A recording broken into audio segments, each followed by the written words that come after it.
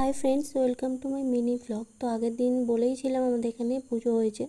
তো তারপরের দিন ঠাকুর তো একদিন ছিল, আর দ্বিতীয় দিন বিসর্জন ছিল। তো বিকালে গিয়েছিলাম ঠাকুরের বিসর্জনে। আর সেখানে গিয়ে মানে ঠাকুরটা যখন প্যান্ডেলের মধ্যে ছিল তখন তো বড় লাগছিল, ভীষণ মানে বিশাল বড় ঠাকুর। আর তারপর বের করার পর মানে প্যান্ডেল থেকে যখন বের করে বরণ করছে, মিষ্টি খাওয়াচ্ছে, তখন মনে হচ্ছে যেন আরও বড় লাগছে, মানে বিশাল বড় লাগছে। তো খুব ভালো লাগছিল। এই মানে পুজোটা বেশ এনজয় করলাম, পুজোটা। আর ভাসানের দিনটাও তো ভালোই লাগছিল। তারপরে ওখানে ভাসান একটু বিকাল বিকালই হয়েছিল, কারণ ওয়েদারটা ভীষণ খারাপ ছিল, সেই জন্যে তাড়াতাড়ি বিসর্জনটা হয়েছিল। তারপর বাড়ি আসতে সন্ধে হয়ে গিয়েছিল, আর এসে একটু কফি বানিয়েছিলাম।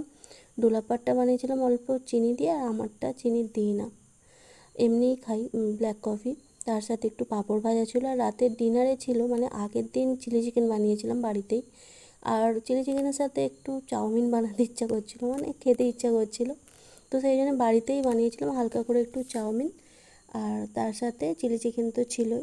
তো আজকের মানে মানে সেদিনের, আজকের না, ভিডিওটা সেদিনের ডিনারটা এটাই ছিল। আর ভিডিওটা এই পর্যন্তই।